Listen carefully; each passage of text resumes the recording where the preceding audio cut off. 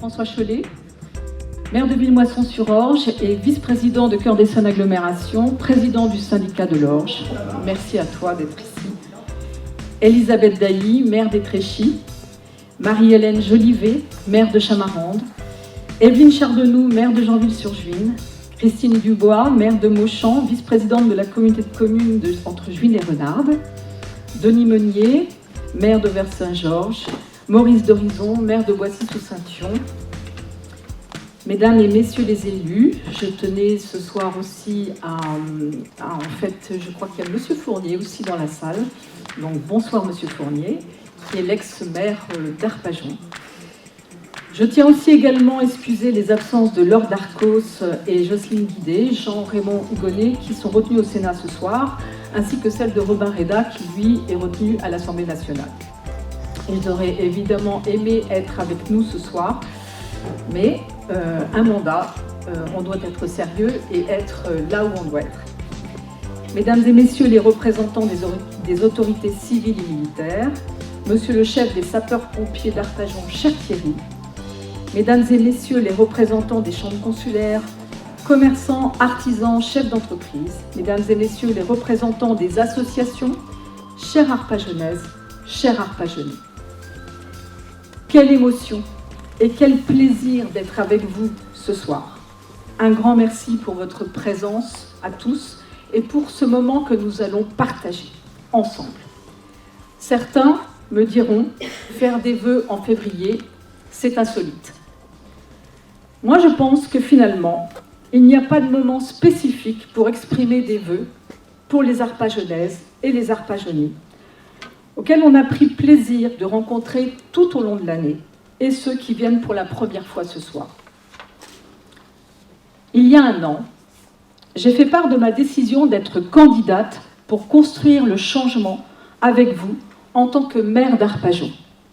Vous étiez déjà très nombreux à partager ce moment dans la salle des Tamaris.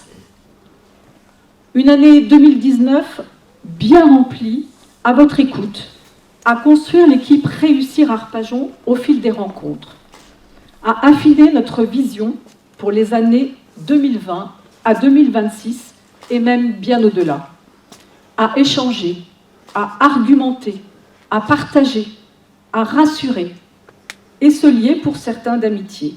Voilà ce qu'apporte une campagne où l'échange ou l'écoute sont les moteurs de nos actions. Ce soir, c'est un scoop, je n'ai pas changé d'avis. Je suis toujours, en fait, candidate pour être maire d'Arpajon. Ce soir aussi, je me suis enrichie de rencontres et d'une équipe Réussir Arpajon, dont je tiens à remercier chaque membre pour leur enthousiasme, leur esprit d'écoute et leur engagement au service des Arpajonaises et des Arpajonais. Je vous réitère donc ma volonté d'être maire d'Arpajon pour construire avec vous le changement.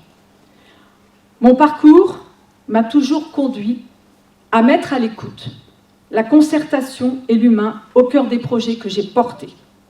En tant que conseillère régionale Île-de-France, la présidente de la région, Valérie Pécresse, m'a confié la présidence de la Commission du développement économique et innovation de la région. Une délégation très importante pour notre territoire. L'Île-de-France, pour rappel, est la première région économique d'Europe. Je suis également pleinement investie pour promouvoir l'égalité entre les femmes et les hommes, ainsi que pour l'intégration des personnes en situation de handicap. Ayant moi-même une sœur dans cette situation, évidemment, tout le long de mon parcours, j'y suis extrêmement sensible. Je souhaite vraiment que les citoyens en situation de handicap soient vraiment inclusifs, enfin c'est complètement inclus dans la société. Comme vous, je suis pleinement attachée à Arpajon, d'autant plus que mes enfants y ont été scolarisés et y ont grandi. Comme vous, j'ai vu l'évolution d'Arpajon au cours des 30 dernières années. Je souhaite donc mettre mon expérience d'élu de terrain à votre service pour améliorer la qualité de vie de chacun. Arpajon a beaucoup d'atouts. Nous devons les valoriser. Au terme de 19 ans de mandat de l'équipe actuelle, seule une partie du cœur de ville entre la Porte de Paris et l'Hôtel de Ville vient d'être rénovée. Les 2/3 du centre-ville, place du Marché, Grande Rue, rue Gambetta, rue Raspail et rue Guinchard sont toujours en attente. Les Arpajonais, habitant en périphérie, sont aussi dans l'attente. Le projet choisi par la municipalité actuelle est le tout minéral, des places majeures de la ville. Pourtant, de nombreuses communes font aujourd'hui le choix du végétal urbain. À Arpajon, on est encore loin du projet de place végétale, mêlant convivialité et lutte contre le réchauffement climatique. Il est grand temps que la ville développe sa transition écologique et que le vert remplace le gris dans nos rues. Je serai donc le maire qui remettra du végétal et du fleurissement dans nos rues et dans nos grandes places. En 2019, nous avons défendu la création de la commission d'indemnisation en faveur des commerçants qui ont été impactés par les travaux de cœur de ville. C'était une attente forte de leur part, car certains d'entre eux avaient subi une baisse de fréquentation jusqu'à 30% et une diminution de chiffre d'affaires. Vois-tu, François, toi qui es élu à Montgeron, contrairement à ta ville, ici, à Arpajon, la rue principale a été fermée aux voitures pendant de longues semaines et le choix dans la conduite des travaux n'a pas été fait de privilégier la journée du lundi pour fermer totalement les accès aux voitures et aux piétons. Architecte de formation, je n'aurais pas fait cette erreur. Notre équipe a donc informé les commerçants sur les solutions concrètes leur permettant d'anticiper et d'avoir la possibilité de négocier des délais de paiement auprès des organismes bancaires, sociaux et fiscaux. Après une longue réflexion de l'opportunité de cette commission par les élus de la majorité, nous avons fini par être écoutés. Cependant, les montants d'indemnisation proposés par cette commission n'ont pas été à la hauteur des enjeux. Chers commerçants, vous pouvez compter sur mon complet soutien et sur celui de mon équipe. Vous faites le dynamisme et l'attractivité d'Arpajon. Nous pouvons vous remercier chaleureusement. D'ailleurs, je vous invite tous à aller consommer chez eux. Notre équipe, Réussir Arpajon, travaille avec des experts nationaux afin de proposer des solutions innovantes pour la redynamisation du centre-ville et la pérennisation de l'artisanat et du commerce de proximité. C'est ainsi que le 20 janvier dernier, nous avons eu le plaisir d'organiser une réunion au Café du Midi, en présence d'Éric Merz, président de la Fédération nationale de l'habillement, venu spécialement avec son équipe pour apporter des outils afin de développer le commerce de proximité à Arpajon. Pour mémoire, le plan de revitalisation du commerce de centre-ville réalisé par la Fédération nationale de l'habillement a donné naissance au plan national Action Cœur de Ville. Je serai le maire qui agira pour garantir le maintien du commerce de proximité et la diversité des offres commerciales. À Arpajon, il y a un sujet qui passionne toutes les discussions. C'est celui du stationnement.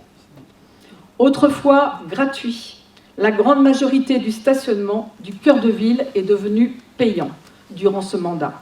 Et cela, juste avant les travaux. La gestion du stationnement et des parkings souterrains a été déléguée pour 15 ans à une entreprise privée. La convention signée par vos élus actuels impose de fortes pénalités pour la commune en cas de retour à la gratuité. Pourtant, il n'était pas inscrit dans le programme 2014 du maire qu'il mettrait les stationnements payants. Il n'était pas inscrit non plus qu'il imposerait aux Arpajonais un forfait de 25 € par mois, soit 300 € à l'année par véhicule, sans avoir la garantie d'avoir une place dans le parking de son choix.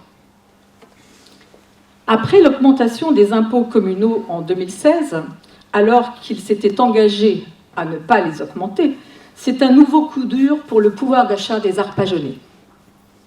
Les rondes régulières des agents verbalisateurs font fuir les clients des autres communes. C'est un coup dur pour l'attractivité économique d'Arpajon.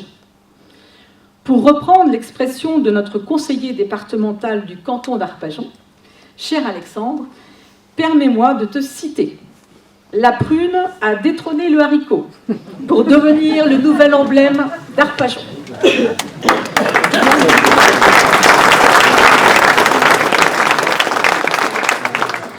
Je serai donc le maire qui renégociera avec le prestataire privé pour permettre davantage de temps de gratuité sur les parkings en surface. Par opportunisme politique à l'approche de la fin du mandat, les élus de la majorité se dépêchent depuis quelques mois pour essayer de monter des dossiers et avoir un bilan à vous présenter dans le domaine de la sécurité. Pourtant, ils ont bien souvent été dans la négation, et comme le développement de la vidéoprotection sur Arpajon. Le développement de la vidéoprotection sur Arpajon. Le dispositif participation citoyenne, c'est-à-dire voisins vigilants, signé à la hâte le 18 décembre 2019 avec la police nationale, en est le triste exemple. Ce dispositif ne sera pas opérationnel avant plusieurs mois. Que de temps perdu depuis 2014. Je serai le maire qui garantira la sécurité des Arpajonais et qui donnera davantage de moyens à la police municipale. Les élus actuels s'entêtent dans un projet d'urbanisation massive situé au nord de la ville. Je veux naturellement parler de la ZAC des Bellevues, dont il est prévu 1000 logements. Ce projet pharaonique doit nous amener à nous questionner. Pourquoi sacrifier 56 hectares de terres agricoles alors que l'on parle de développer l'agriculture de proximité en circuit court? Pourquoi construire 1000 logements dans une zone enclavée, loin des transports en commun, des équipements publics, des commerces et de la gare? Pourquoi ne pas tenir compte des inconvénients recensés par le commissaire enquêteur, pollution des sols, risque d'inondation par remontée de nappes souterraines, mouvement de terrain par retrait ou gonflement des argiles, présence d'une canalisation de gaz à haute pression traversant sur le site? Pourquoi favoriser de nouvelles difficultés de circulation avec 2000 véhicules en plus sur nos routes? La nationale 20, la francilienne, la RD 19 ne sont-elles pas assez saturées? Pourquoi continuer la bétonisation engagée depuis 10 ans sur Arpajon alors que nous devons déjà répondre aux attentes légitimes des nouveaux habitants? Je serai donc le maire qui révisera le projet de la ZAC des Bellevues afin de diminuer le nombre de logements tout en doublant les espaces de verdure. Je crois à la mise en place d'une réelle politique de l'arbre sur Arpajon. Je crois aux forêts urbaines et aux fermes périurbaines. Je serai le maire qui aidera les services de la ville pour garantir la propreté des rues et des trottoirs, pour la mise en place d'une brigade verte disposant d'un matériel adapté. Les Arpajonais sont attachés à leur patrimoine communal. Pourtant, depuis 19 ans, nous sommes très nombreux à nous désoler de voir le bâtiment de la Folatière, boulevard Albert Cornaton, être totalement abandonné dans l'indifférence générale des élus sortants. Une bien triste entrée de ville en arrivant de la Norville. Un bien triste destin pour ce bâtiment symbolique du passé de notre commune. Je serai le maire qui agira pour la sauvegarde du patrimoine en proposant la restauration du bâtiment de la Folatière pour en faire une médiathèque et un lieu de vie et de culture pour tous les Arpajonais. Cher François, permets-moi de te remercier pour ta présence à nos côtés et pour ta fidélité à Arpajon et à notre équipe. Pour ceux qui ne le sauraient pas, le département est très important. C'est le chef de file en matière de l'aide sociale, de l'autonomie des personnes et de la solidarité des territoires. Il est un partenaire essentiel pour les communes car il apporte une aide précieuse et indispensable dans le financement des projets. Je sais ton attachement et ton travail pour offrir les meilleurs services des Essonniens. En nous faisant l'honneur de ta présence lors de nos vœux l'an dernier, je n'ai pas oublié ta promesse, celle de me recevoir en tant que maire d'Arpajon pour évoquer nos futurs projets de territoire en avril 2020. Monsieur le président du département, le rendez-vous est accepté. À vous, Arpajonaises et Arpajonais, je conçois que la perspective d'un changement d'équipe municipale à la mairie peut poser des questions et génère des inquiétudes. J'espère devant vous les dissiper. Ma démarche envers vous se veut claire et transparente. J'ai toujours été animée par le débat public et l'engagement pour les autres. En 2014, ma volonté première était de m'engager pour améliorer votre quotidien et la qualité de vie d'Arpajon. La multiplication des listes à l'élection municipale à cette époque m'a fait accepter d'intégrer un autre projet. J'ai donc eu une expérience municipale sur une commune voisine. Étant une personne qui va au bout de ses engagements, j'ai continué avec passion ce mandat municipal, tout en me consacrant aux Arpajonais en parallèle. En août dernier, à l'ouverture officielle de la période électorale des élections municipales, j'ai démissionné de ce mandat pour me consacrer à 100% pour vous apporter mon aide et mon écoute et trouver ensemble des solutions qui permettraient la réussite d'Arpajon. Cette expérience municipale passée m'a été très bénéfique. J'y ai énormément appris sur la gestion d'une collectivité et sur la valorisation du personnel communal de 700 agents dont j'ai eu la charge.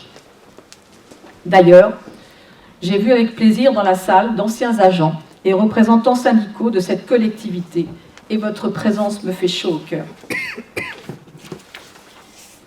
Permettez-moi d'avoir à ce titre une pensée pour les agents municipaux d'Arpajon. Je veux qu'ils sachent que j'ai le plus profond respect pour eux. Dans des conditions pas toujours faciles, ils font un travail remarquable au quotidien. Je souhaite leur dire que si nous sommes majoritaires à l'issue des élections, notre volonté est de les aider et de travailler avec eux pour la réussite d'Arpajon. Je n'attendrai pas la fin de mon mandat pour les mettre à l'honneur. Je pense que nous pouvons dès à présent les applaudir chaleureusement.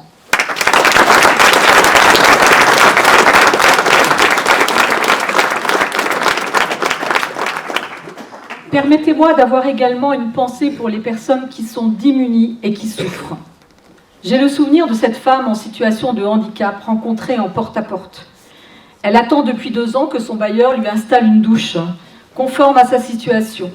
Pourquoi les élus actuels laissent-ils faire ? J'ai le souvenir de cette autre femme rencontrée à Mudverdun. Elle doit faire plus d'1 kilomètre avec son caddie et ses enfants pour ramener la nourriture qui permettra de nourrir sa famille pour la semaine. Elle ne dispose pas d'un véhicule et les transports en commun ne permettent pas de se rendre vers les commerces du centre-ville. Pourquoi les élus actuels ont-ils fait construire 700 logements sans parc pour les familles et sans commerce de proximité ? Quel est le projet de vie pour ses habitants ? J'ai le souvenir de cet homme en situation de handicap moteur. En voulant décharger ses affaires au plus près de son domicile Grande Rue, il a eu une amende de 135 €. Il m'avouera ensuite qu'il n'a que 850 € par mois pour vivre. Se posait alors le choix de manger ou de payer l'amende. Tous ces passages de vie m'ont profondément marqué. Pour l'avenir d'Arpajon, je vous promets d'être une mère combattante. Je ne lâcherai rien pour aider ceux qui en ont le plus besoin. Je suis déterminée à porter les projets et les dossiers arpajonais auprès de l'ensemble de nos partenaires, les ministères, la région, le département, la communauté d'agglomération. Je le ferai avec sincérité et humanité, car oui, je crois aux valeurs de solidarité, d'engagement et de respect. Je n'ai jamais fait de la politique pour moi-même. J'ai toujours fait de la politique pour aider et améliorer le quotidien des autres. L'engagement est une notion importante dans nos vies. Chacun peut être l'acteur du changement et participer à l'évolution d'Arpajon. Critiquer est une chose, Apporter sa pierre à l'édifice en est une autre. Je tiens à saluer tous ceux qui portent avec courage les projets pour proposer l'amélioration de la qualité de vie des citoyens. Je tiens à remercier l'ensemble des bénévoles qui usent de toute leur énergie et de leur temps au sein des associations arpajonaises. C'est la diversité des associations de la ville qui permet à chacun de se consacrer à ses passions, de pratiquer une activité sportive, culturelle, créative, éducative ou de s'engager pour les autres. C'est notamment grâce à vous que les nouveaux Arpajonais peuvent progressivement s'intégrer. Je pense qu'on peut aussi les applaudir.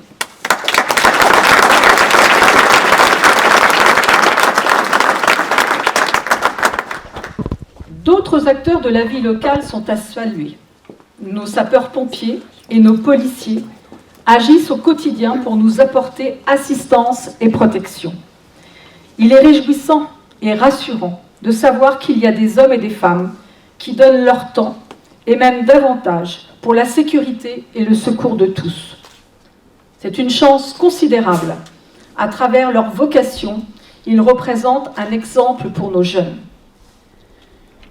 Le citoyen n'est pas un consommateur de services, mais un porteur d'idées, d'innovation, de solidarité pour améliorer le bien-vivre ensemble.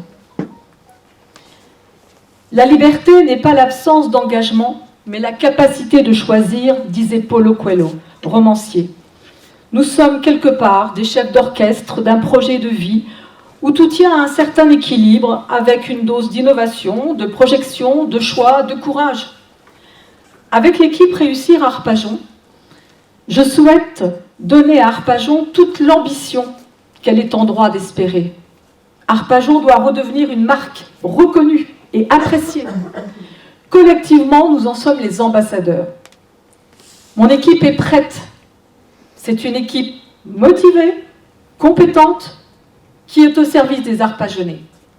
C'est une équipe qui représente tous les secteurs de la ville et toutes les générations.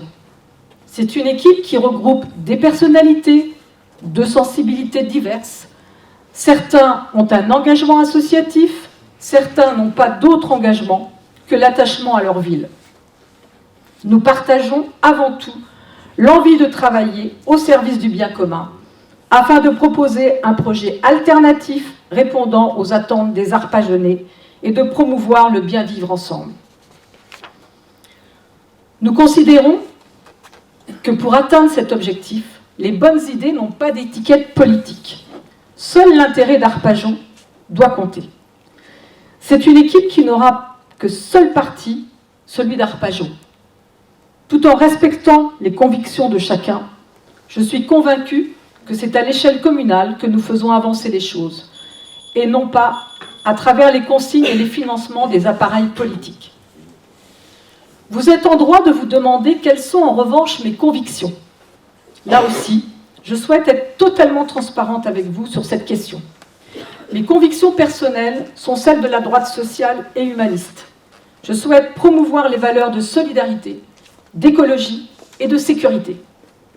Avec ces femmes et ces hommes qui m'ont rejoint, nous travaillons depuis plusieurs mois pour bâtir un projet municipal solide et réaliste.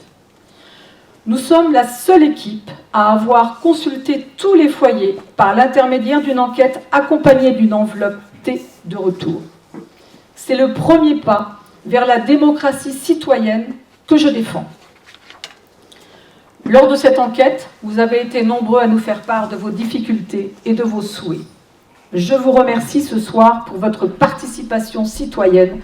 Sachez que nous vous avons entendu. Nous sommes venus à votre rencontre, nous continuerons à le faire jusqu'aux élections, mais bien au-delà lorsque nous serons élus. Je souhaite à présent adresser un message à mes concurrents dans cette élection. Cette année 2020 doit être l'année d'un débat démocratique, serein et apaisé, basé sur les idées et les projets au service des Arpajonais. Ce débat est nécessaire pour que les habitants puissent comprendre la motivation et la vision de chacune des listes concernant l'avenir de la ville. Néanmoins, Je veillerai à ce que ce débat ne se fasse pas sur des attaques personnelles. Ce n'est pas ma conception du débat démocratique. Ce n'est pas ce qu'attendent les Arpajonais. J'ai le plus profond respect pour ceux qui s'engagent dans un projet pour un mandat, quelle que soit leur conviction. La démocratie veut qu'un maire et son équipe municipale soient élus pour 6 ans. Au bout des 6 ans, un constat est fait, des promesses, des réalisations. On doit se projeter pour une vision des 6 prochaines années. Il est censé, et c'est le sens de la démocratie, qu'une ou d'autres équipes puissent présenter à leur tour une vision, une méthode et un projet.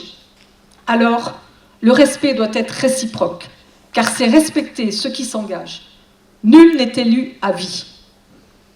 Pour cette année 2020, avec mon équipe, nous vous souhaitons d'étendre la fierté de vivre à Arpajon, d'y trouver le bonheur, la sécurité, la qualité de vie, l'espoir de la douceur de vivre, avec des projets qui rendront à chacun une vie plus facile, un logement plus accessible, un environnement plus végétalisé et fleuri, une mobilité douce, un développement économique qui favorise l'emploi près de son domicile, des structures pour accueillir des enfants, les jeunes et les moins jeunes, des espaces verts pour permettre à chacun de s'évader, des événements culturels et sportifs pour le bien vivre ensemble dans chaque secteur de la ville, ainsi qu'une attention particulière pour les plus fragiles.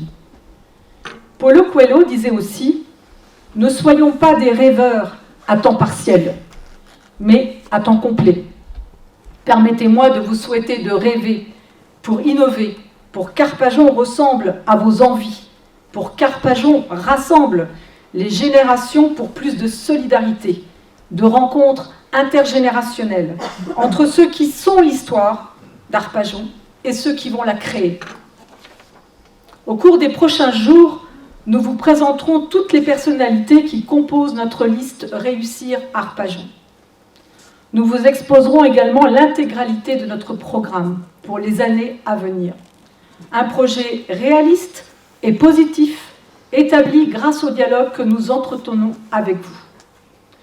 Je sais toute l'énergie et le courage qu'il faut pour changer les choses, mais aussi le temps nécessaire de la concertation et du dialogue pour convaincre et permettre la réussite d'Arpajon. Alors ce soir, pour résumer, je vous souhaite un Arpajon ambitieux, un Arpajon de tous les rêves, un Arpajon des possibles, un Arpajon acteur de ses choix, un Arpajon dont sa jeunesse se projette dans son futur, un Arpajon qui ose ses envies, un Arpajon qui serait la nourrice de la réussite. Bonne année 2020 à toutes et à tous. Ensemble, nous réussirons l'avenir d'Arpajon. Vive Arpajon, vive la République et vive la France.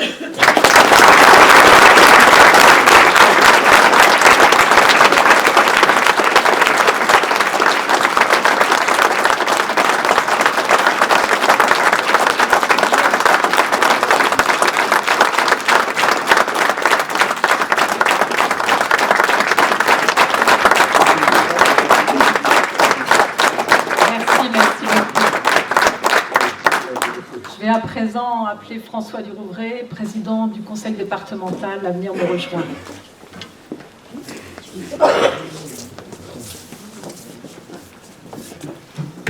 Ma chère Isabelle, mesdames, messieurs, bonsoir. Mon rôle n'est pas facile de m'exprimer après Isabelle parce qu'elle a dit beaucoup de choses avec beaucoup de cœur, mais au-delà du cœur, beaucoup de choses pour Arpajon. Et puis c'est vrai que le président du département, et quel que soit le département, il a vocation à travailler avec tous les élus du territoire et des communes. Et donc à respecter le suffrage universel, et quels que soient les choix des Arpajonais ou des habitants de chacune des communes, le rôle du président, c'est évidemment de travailler avec ceux des élus municipaux qui sont choisis par les habitants. Mais je crois que ma responsabilité de président de département, c'est également de vous donner le regard qui est le mien, D'abord sur Isabelle, ses qualités, ses défauts. J'en ai beaucoup. Et le regard que je porte également sur votre ville et ses enjeux. Alors Isabelle, c'est vrai que c'est une femme engagée, c'est une femme que beaucoup d'entre nous connaissons depuis très longtemps, parce qu'elle est animée par la passion de la vie publique, le service des autres, et je crois que cette passion qui l'anime se manifeste dans sa capacité d'abord à rassembler et avoir travaillé avec, tout de suite avec Arnaud Mathieu, qui a pendant des années animé l'opposition municipale à Arpajon et fait vivre la démocratie dans votre ville. Elle a réussi à rassembler une équipe composée de différents quartiers avec des compétences et qui se sont exprimées au travers d'un petit film tout à l'heure. Elle est capable de rassembler également d'autres élus et la présence d'élus au premier rang ce soir témoigne de l'attention qui est portée sur l'avenir d'Arpajon, évidemment des deux conseillers départementaux du canton d'Arpajon, Alexandre Touzé et Dominique Bougreau, mais également des conseillers départementaux de cantons voisins, Dominique Écharroux, des maires de communes voisines, et notamment du premier vice-président de l'agglomération, parce que lorsqu'on est une ville comme Arpajon, l'agglomération est une institution qui compte. Et puis évidemment du département et de la région. Je ne ferai pas à Isabelle l'injure de parler de la région où elle siège, mais je sais que très régulièrement Valérie Pécresse me parle du travail qui est fait par Isabelle à la région. Et ça, c'est vrai que c'est une force, parce que lorsqu'on se présente à une élection municipale, il faut avoir cette capacité, cette envie et cette capacité à rassembler et se préparer au mandat municipal. Parce que gérer une ville aujourd'hui, alors je ne sais pas si c'est exactement gérer une entreprise, mais en tout cas c'est assumer beaucoup de responsabilités. Et j'imagine que dans cette salle, il y a un certain nombre d'entre vous qui êtes déjà convaincus du soutien que vous souhaitez apporter à Isabelle et à son équipe, mais que dans cette salle, il y a également des personnes qui peuvent douter. Et ma responsabilité, c'est de vous dire que Isabelle, aujourd'hui, est prête à devenir maire d'Arpajon, parce qu'elle s'est préparée à cette fonction avec l'ensemble de son équipe. Et non seulement elle est prête, mais je sais, et ça c'est le mauvais côté, c'est son défaut, parce que je dois aussi tout vous dire, c'est quelqu'un de très casse-pied. Et je sais que demain, si elle est élue maire d'Arpajon, non seulement elle va casser les pieds de son équipe pour tenir les promesses qui ont été faites devant les Arpajonais, mais qu'elle va casser les pieds de tous ceux qui sont au premier rang et de celui qui vous parle à l'instant. Et c'est vrai que je crains, quelque part, le rendez-vous est voilà, je crains le rendez-vous qui s'annonce pour le mois d'avril, parce que ça ne sera pas forcément de tout repos pour le président du département. Mais au-delà de la personnalité d'Isabelle et de sa capacité à rassembler très largement, tu as dit que dans la salle, je l'ai salué d'ailleurs tout à l'heure, même Pascal Fournier est là, c'est quand même bon signe. Je n'ai pas l'idée peut-être de signer mon soutien. Mais... C'est quand même bon signe. Je le dis amicalement. Voilà. Je voulais dire qu'au-delà de la personnalité d'Isabelle, il y a évidemment la question d'Arpajon et de son avenir. Arpajon a une place particulière. Alors je le dis devant certains maires, et ils n'en prendront pas ombrage, parce que chaque commune, évidemment, a une place particulière dans le département, et Chamarande est cher à mon cœur, comme Étréchy, comme enfin toutes les villes, les 194 communes du département, j'adore chacune des communes qui a sa particularité. Mais Arpajon, c'est vrai, a une place particulière, et c'est peut-être une ville qui, compte tenu de son histoire, a un rôle de trait d'union à faire dans le département de l'Essonne, compte tenu de sa situation géographique, parce qu'elle est entre le nord et le sud, entre l'est et l'ouest. Alors je sais que Dominique Lardy est le centre, est une autre forme de centre, mais Arpajon a cette situation particulière et cette responsabilité particulière de réunir les Essonniens, et c'est une responsabilité qui est peut-être celle de l'histoire de cette ville, de l'histoire très riche de cette ville. Et moi, le sentiment que j'ai aujourd'hui, c'est qu'Arpajon, à la fois s'isole et il y a une forme de fuite en avant. Elle s'isole et elle ne parvient pas aujourd'hui à avoir des partenariats solides pour ses projets et ses investissements avec les partenaires que sont l'agglomération, le département et la région. Et il y a une forme de fuite en avant, c'est-à-dire qu'on prend des décisions sans leur donner de sens. Et l'exemple que tu as cité tout à l'heure de la ZAC de Bellevue est peut-être un exemple assez emblématique de décisions qui sont prises sans que ça fasse sens au regard de l'histoire de la ville et de ce qu'on souhaite pour son avenir.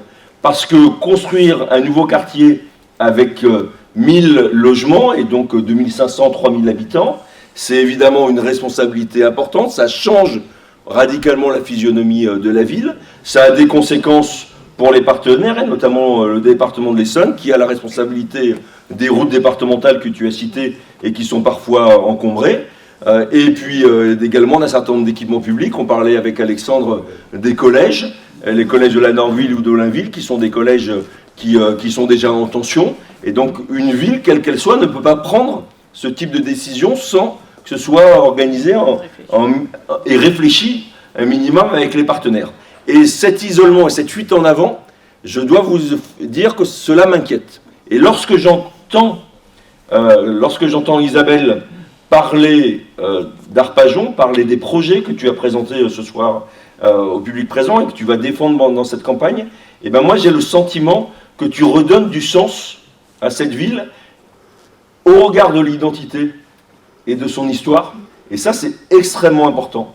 On ne peut pas construire un projet municipal s'il n'est pas conforme à l'histoire de la ville, mais une identité et qui doit être source de fierté pour l'ensemble des habitants.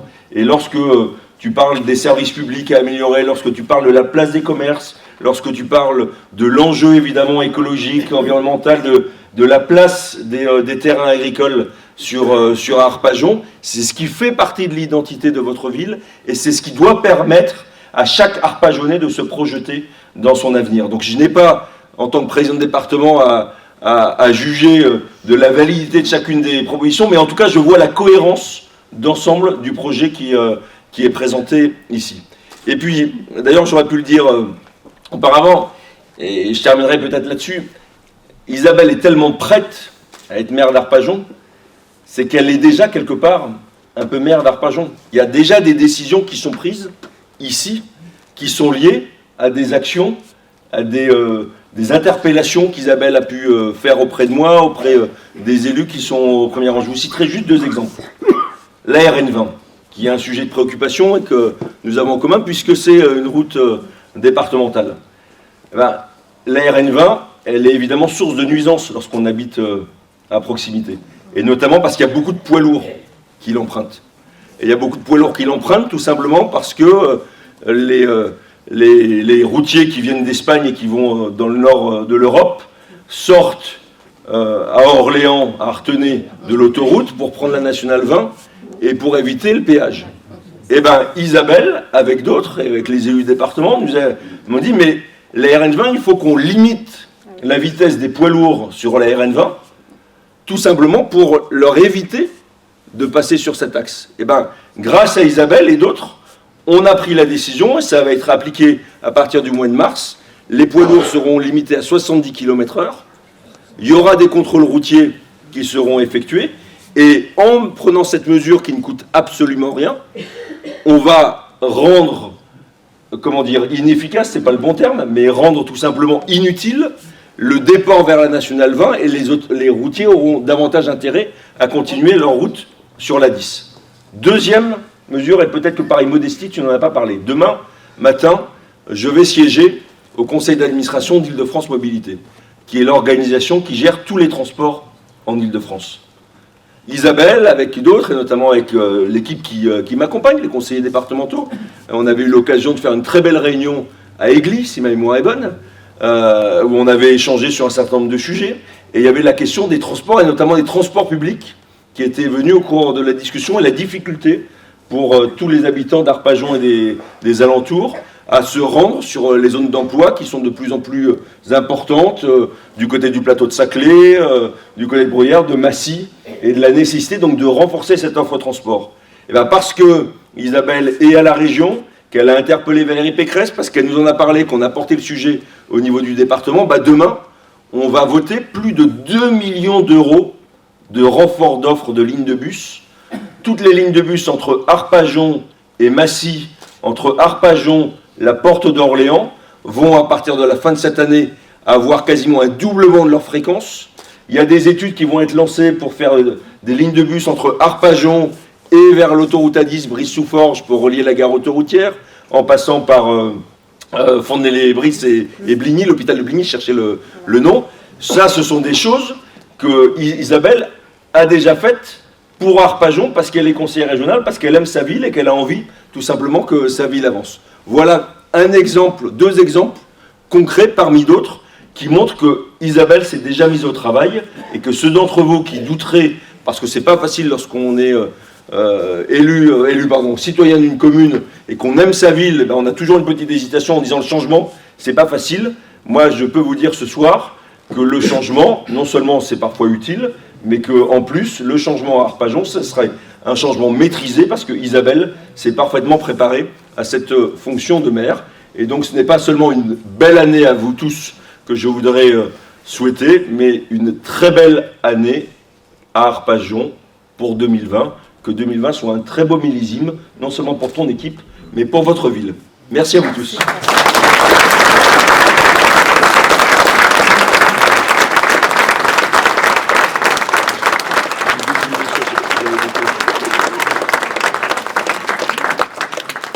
Écoutez, je vous remercie, vous avez été très attentifs et maintenant je vous propose d'aller échanger auprès du buffet. Sachez que ce sont tous les colistiers qui ont cuisiné pour vous ce soir et vraiment merci à tous.